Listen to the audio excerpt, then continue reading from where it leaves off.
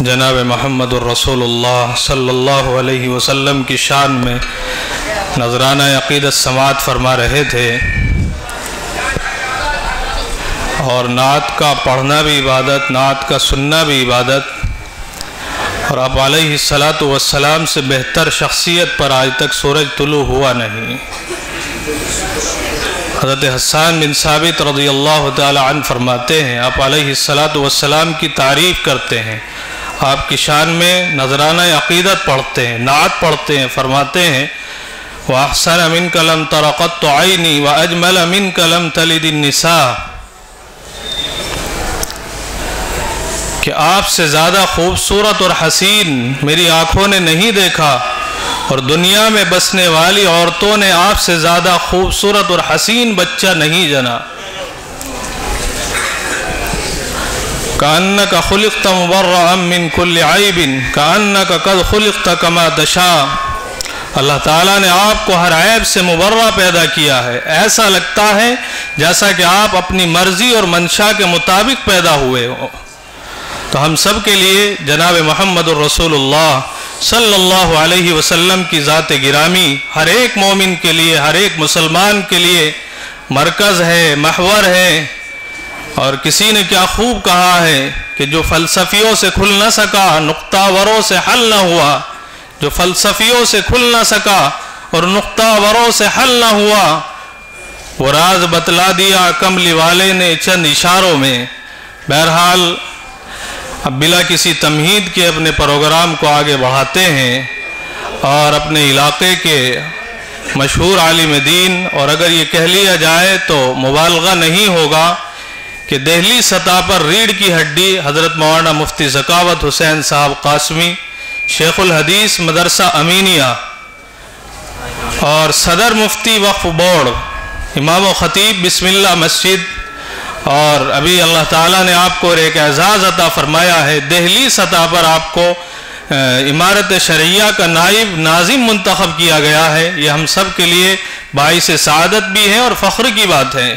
اللہ تعالیٰ حضرت کو سلامت رکھے، عمر میں برکت عطا فرمائے۔ تو بلا کسی تمہید کے میں درخواست گزار ہوں حضرت مولانا مفتی ذکاوت حسین صاحب قاسمی سے، جو شیخ الحدیث ہوتے ہیں مدرسہ امینیہ میں، اور ہمارے علاقے کی مسجد بسم اللہ مسجد کے امام و خطیب ہوتے ہیں، حضرت تشریف لائیں اور اپنے خیالات کا اظہار فرمائے۔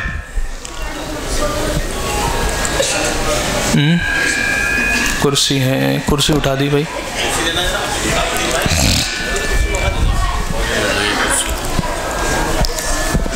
سینٹھی مار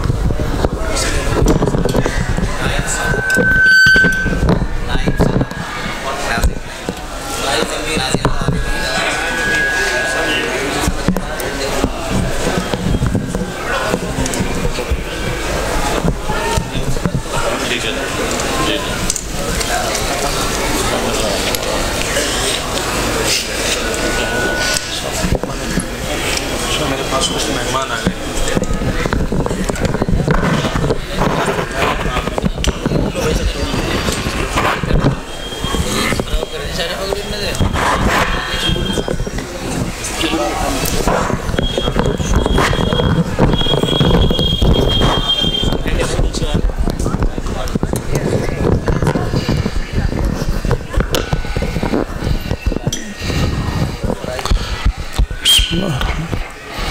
السلام علیکم ورحمۃ اللہ وبرکاتہ۔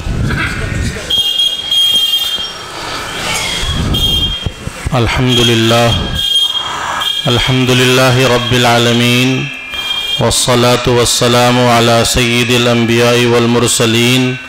وعلی آلہ واصحابہ ومن تبعہم بإحسان الی یوم الدین، اما بعد، اعوذ باللہ من الشیطان الرجیم، بسم اللہ الرحمن الرحیم۔ وقال الرسول یا رب ان قوم اتخذوا هذا القرآن مہجورا۔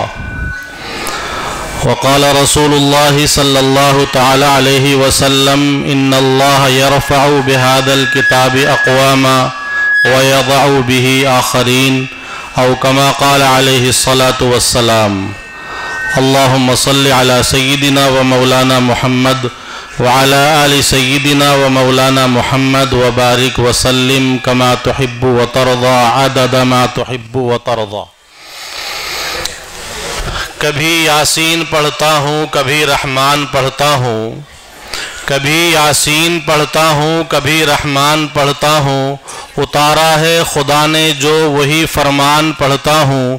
رسالے اور ناول تو پڑھو تم شوق سے لوگو، خدا کی مجھ پہ رحمت ہے کہ میں قرآن پڑھتا ہوں۔ ہمارا آج کا یہ عظیم الشان قرآن پاک کی نسبت پر منعقد ہونے والا اجلاس، اس کے مہمان خصوصی ہمارے اور آپ کے مخدوم شیخ طریقت اور ہم میں سے اکثر حضرات علماء کرام کے استاذ، دارالعلوم دیوبند کے زبانی اور قلمی ترجمان حضرت مولانا محمد سلمان صاحب نقشبندی دامت برکاتہم، استاذ حدیث و مدیر ماہنامہ دارالعلوم دیوبند، وہ ہمارے آج کے اس اجلاس کے مہمان خصوصی ہیں، اور الحمدللہ حضرت والا کی تشریف آوری ہو چکی ہے۔ اصل خطاب ہمارے مہمان محترم ہی کا ہوگا۔ آج کے ہمارے اس پروگرام کی ایک اہم کڑی، جن کو خطیب کی حیثیت سے دعوت دی گئی تھی، ہمارے اور آپ کے علاقے کے مشہور عالم مفسر قرآن حضرت مولانا انیس احمد آزاد قاسمی دامت برکاتہم بھی تھے، مگر اچانک اپنی کسی مصروفیت کی وجہ سے شرکت سے معذرت فرما دی۔ اس لیے حضرت والا کی کمی کا احساس یقیناً مجھے اور آپ کو ہے، اور ہم نے دارالعلوم دیوبند سے آئے ہوئے اپنے مہمان حضرت مولانا سلمان صاحب دامت برکاتہم کو جو یہاں اسٹیج پر اور جلسے میں تشریف لانے کا خاص وقت دیا تھا، وہ 9 بجے کا ہے۔ اس لیے آپ حضرات کے سامنے چند منٹ کے لیے یہ عاجز حاضر ہوا ہے۔ چونکہ مجلس قرآن پاک کی ہے، اس لیے قرآن پاک کی نسبت سے چند باتیں عرض کرنے کی جسارت کر رہا ہوں۔ میں بھی آپ کی طرح آج کی اس اجلاس کا میزبان ہوں، لیکن حضرت والا کی تشریف آوری تک آپ کے درمیان کچھ منٹ حائل رہوں گا۔ قرآن پاک اللہ تبارک و تعالی کی نازل کردہ ایک کتاب ہے، جس پر میرا اور آپ کا اور تمام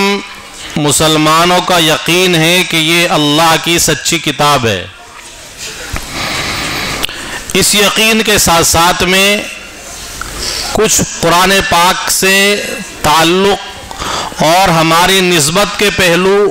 آج کے زمانے میں ایسے بھی ہیں جو قابل تجدید بھی ہیں اور قابل غور بھی ہیں۔ یقیناً ہم اور آپ بحیثیت مسلمان اللہ کی کتاب پر یقین رکھتے ہیں اور اس کو سچا مانتے ہیں اور اسی کو اپنے لیے سرچشمہ ہدایت تسلیم کرتے ہیں، لیکن قرآن کے مجموعی حقوق اور قرآن سے اجمالی تعلق کو اگر ہم غور سے دیکھتے ہیں کہ ہمارا قرآن پاک سے تعلق کس درجے ہے اور ہم قرآن پاک کے حقوق کی ادائیگی میں کتنے سرگرم ہیں، تو یہ پہلو یقیناً میرا اور آپ کا بہت زیادہ کمزور محسوس ہوتا ہے۔ اور یہ اس لیے عرض کر رہا ہوں کہ بحیثیت مجموعی مسلمانوں کی پوری تعداد اور آبادی کو دیکھتے ہوئے جس طرح قرآن پاک سے شغل ہونا چاہیے تھا، قرآن سے تعلق ہونا چاہیے تھا اور قرآن کی تعلیم عام ہونی چاہیے تھی، اس اعتبار سے یہ تعلق کمزور ہے اور ناقص ہے۔ علماء نے قرآن پاک کے بارے میں لکھا ہے کہ قرآن کے کچھ حقوق ہیں ہمارے اور آپ کے اوپر، جیسے ہمارے اور آپ کے کچھ واجبات ہوتے ہیں ایک دوسرے پر، کچھ مطالبات ہوتے ہیں،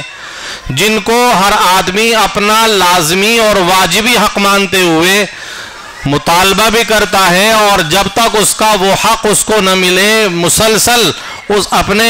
حق کی وصولیابی کے لیے سرگردہ رہتا ہے، کوشش کرتا رہتا ہے۔ اسی طرح میرے اور آپ کے ذمے اللہ تبارک و تعالیٰ کی اس کتاب کے کچھ حقوق ہیں۔ سب سے پہلا حق تو قرآن پاک کا ہر انسان پر، اس کا تعلق کسی بھی خطے سے ہو، کسی بھی رنگ اور نسل سے ہو، اور کسی بھی ملک سے ہو، یہ چونکہ یہ کتاب ہدایت نامہ ہے اس لیے ہر انسان پر لازم ہے، اور قرآن کا ہر ایک بندے پر حق ہے کہ اس کو اللہ کی سچی کتاب مان کر قبول کر لے۔ اس میں صرف مسلمان کی قید نہیں کہ یہ کتاب مسلمان کو ماننی ہے اور اس پر ایمان لانا ہے، بلکہ ہر ایک کے لیے یہ ہدایت نامہ ہے، اور اللہ تبارک و تعالیٰ نے اس کو ہدی للناس کہہ کر کے نازل فرمایا ہے۔ تو ہر ایک انسان پر لازم ہے کہ وہ قرآن کے سب سے پہلے حق کو ادا کرنے کے لیے اپنا تعلق عقیدے کے اعتبار سے، ایمان کے اعتبار سے، یقین کے اعتبار سے قرآن پاک سے جوڑے۔ یہ قرآن کا پہلا حق ہے۔ دنیا میں کتنے لوگ ہیں جو قرآن کو اللہ کی سچی کتاب نہیں مانتے؟ ظاہر ہے کہ جب وہ اپنے آپ میں اس قرآن پاک کو تسلیم نہیں کرتے تو وہ ایمان والے نہیں ہو سکتے۔ ہمارے اور آپ کے ایمان کی جڑ اور بنیاد جو ایمان مجمل میں بھی ہے، ایمان مفصل میں بھی ہے،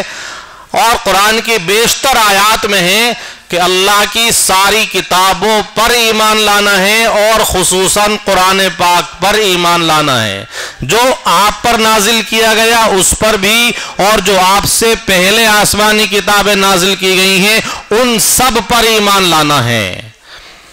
یہ قرآن کا پہلا ایسا حق ہے جو سارے انسانوں پر ہے، لیکن لوگ ہیں کہ اس کو اللہ کی کتاب ماننے کے بجائے اس میں نکتہ چینی کرتے ہیں۔ جو لوگ مسلمان ہو گئے اور جنہوں نے اپنے آپ کو اللہ اور اللہ کے رسول کی غلامی میں دے دیا، جنہوں نے کلمہ طیبہ پڑھ کر کے اللہ کی فرمانبرداری کا اور اللہ کی بندگی کا ذمہ اپنے لیے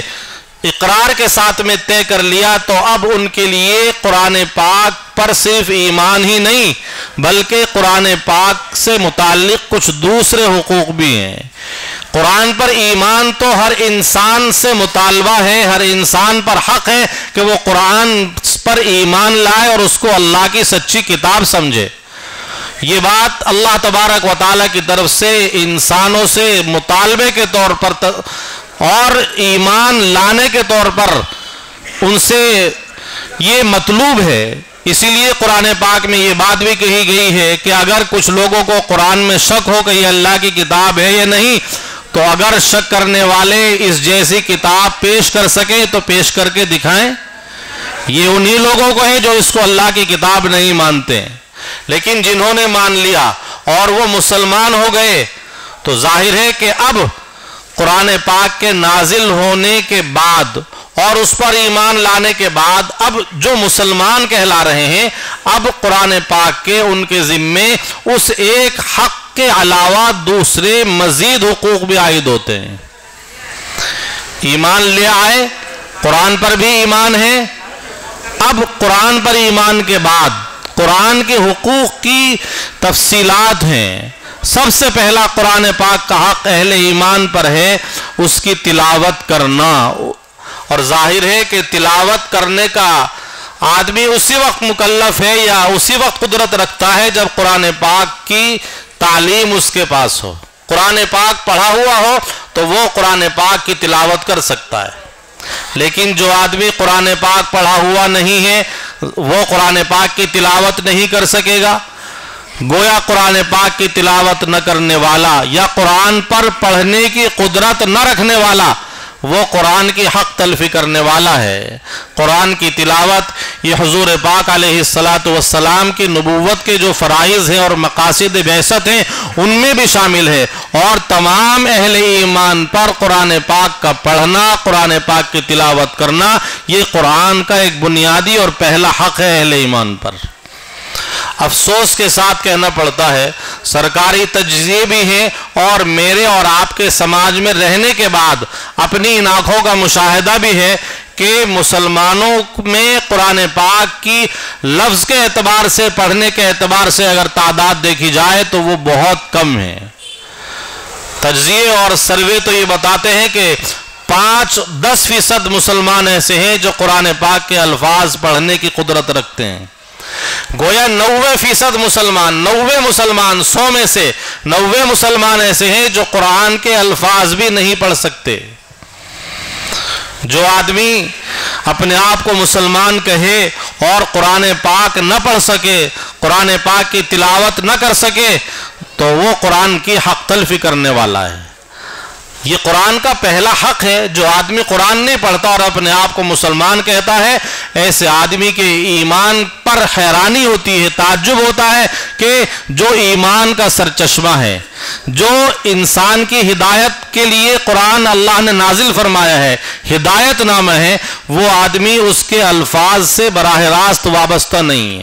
یقینی طور پر وہ آدمی قرآن پاک کی حق تلفی کرنے والا ہے۔ آج مسلمانوں کی بڑی تعداد وہ ہے جو قرآن کے الفاظ بھی پڑھنا نہیں جانتی، اپنے آپ کو ایمان والا ضرور کہتی ہے، لیکن قرآن کے الفاظ نہ پڑھنے کی وجہ سے ان کا تعلق قرآن پاک سے وابستہ نہیں ہے۔ ایک اور اہم بات،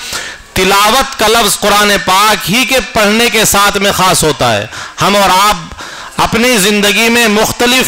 نصاب اور کورس کی کتابیں پڑھتے ہیں۔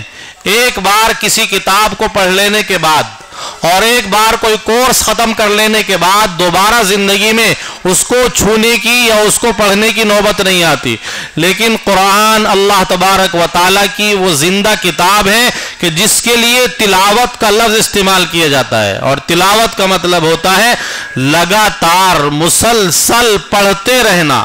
قرآن پاک مثال کے طور پر ہم نے ایک بار مکمل کر لیا،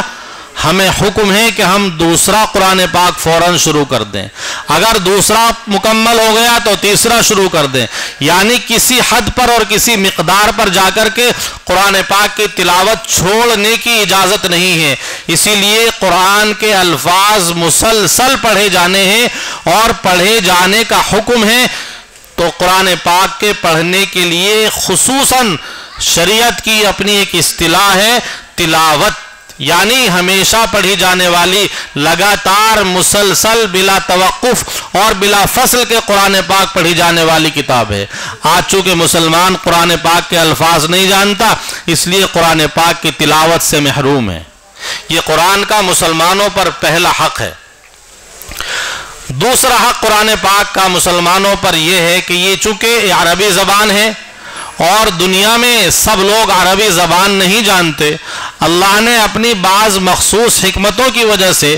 اس کے نازل کرنے کے لیے عربی زبان کا انتخاب فرمایا ہے، لیکن سب لوگوں کو اس بات کا مکلف اور پابند کیا ہے کہ وہ سب قرآن پاک کے معنی اور مفہوم کو سمجھنے کی، سیکھنے کی کوشش کریں۔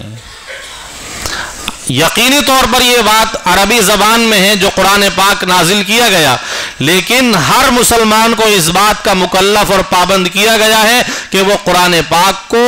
الفاظ کے ساتھ ساتھ میں معنی اور مفہوم تک پہنچنے کی کوشش کرے۔ اب وہ جس زبان میں بھی پہنچ سکتا ہے، جس وسیلے سے بھی پہنچ سکتا ہے، جس ذریعے کو بھی اختیار کر سکتا ہے، لیکن قرآن کے معنی اور مطلب کا جاننا یہ مسلمانوں پر لازم ہے، قرآن کا حق ہے۔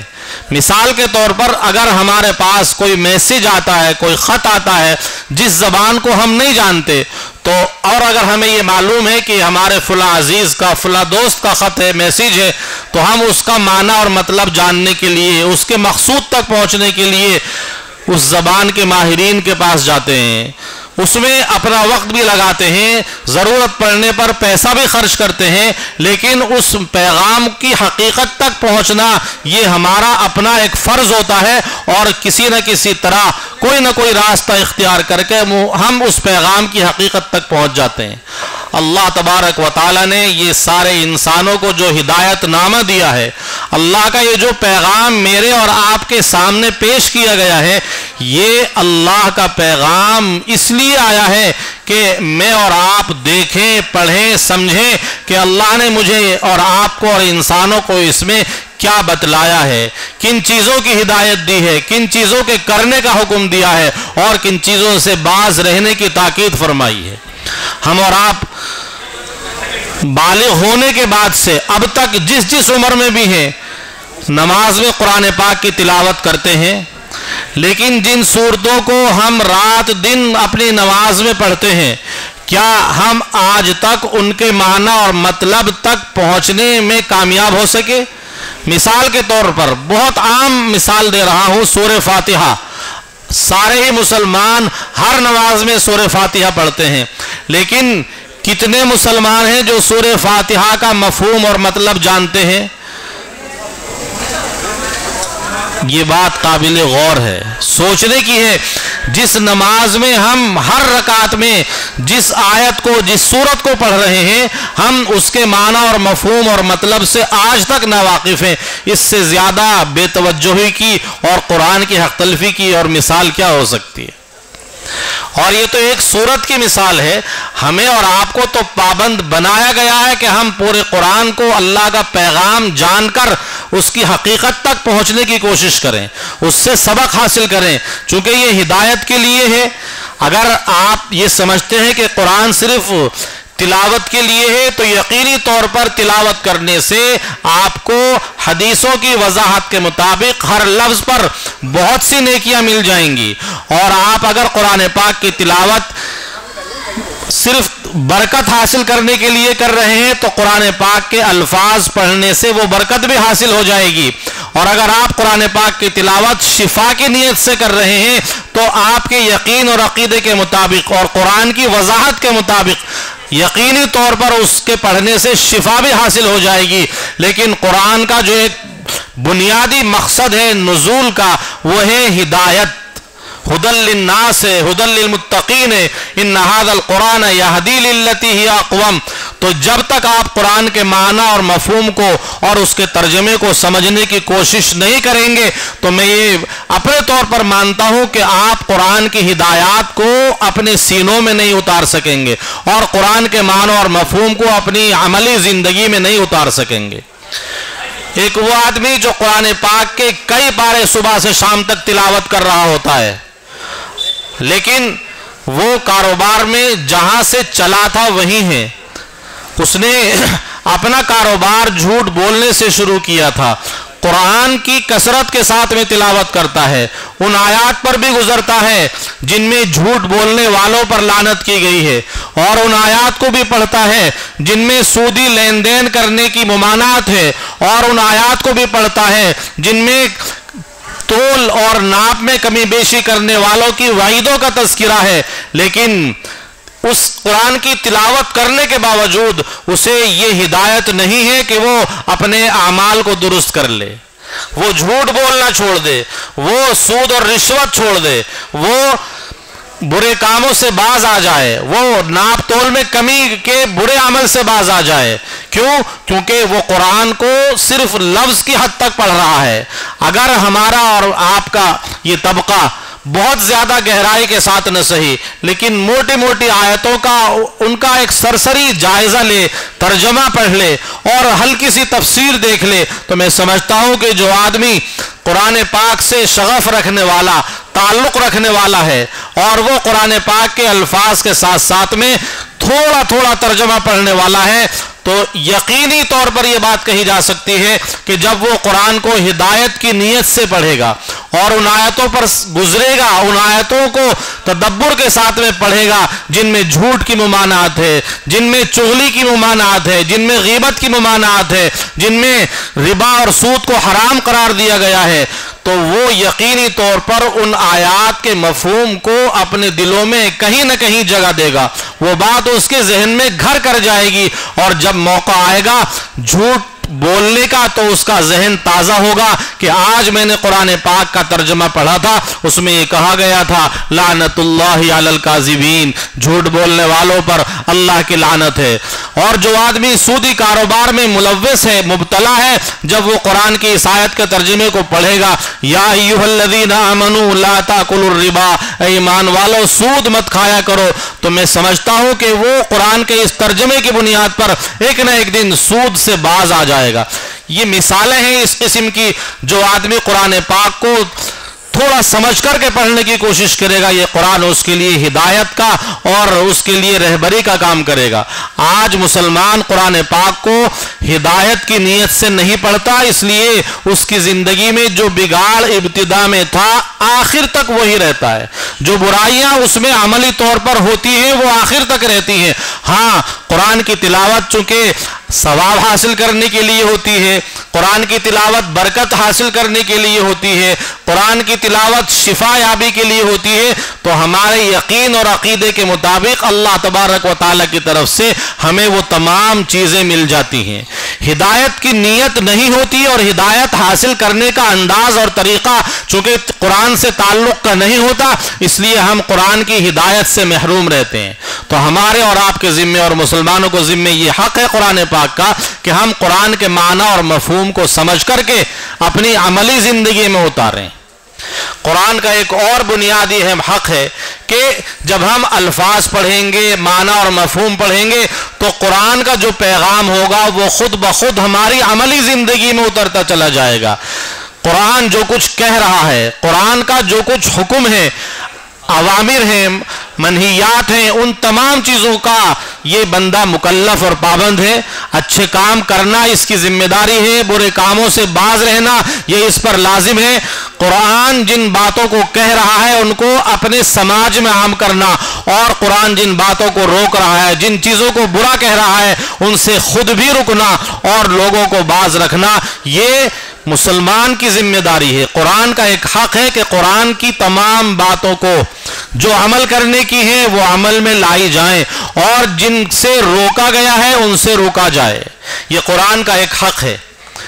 جو آدمی قرآن پاک کے الفاظ نہیں پڑھتا وہ معنی اور مفہوم کیسے پڑھ سکے گا، سمجھ سکے گا، اور جو معنی اور مفہوم تک نہیں پہنچ سکا وہ آدمی قرآن کے مطابق اپنی زندگی کو عملی طور پر کیسے بنا سکے گا۔ یہ بنیادی غلطی یہ ہے کہ ہم اور آپ قرآن سے اس درجے میں وابستہ نہیں ہیں جس درجے میں مجھے اور آپ کو قرآن سے وابستہ ہونا چاہیے۔ اور قرآن کا ایک اور حق علماء نے لکھا ہے کہ جو کچھ ہم نے پڑھا ہے لفظ کے اعتبار سے، معنی کے اعتبار سے، ہم اس پر عمل کرنے کے ساتھ ساتھ میں پوری امت کو اور ساری انسانیت کو وہ پہنچانے والے ہوں، اس کی دعوت دینے والے ہوں۔ قرآن صرف یہ میرے لیے نہیں ہے، صرف آپ کے لیے نہیں ہے، صرف میرے اور آپ کے اس دائرے اور مسجد کے احاطے کے لیے نہیں ہے، بلکہ قرآن تو ساری انسانیت کی ہدایت کی کتاب ہے۔ تو میں نے اگر اپنے سینے میں اتار لیا اور میں نے اس کے معنی اور مطلب کو سمجھ لیا تو میری اور آپ کی اور مسلمان کی ذمہ داری ہے کہ اس کو دوسروں تک پہنچائے۔ آج ہم اور آپ اس فریضے سے بھی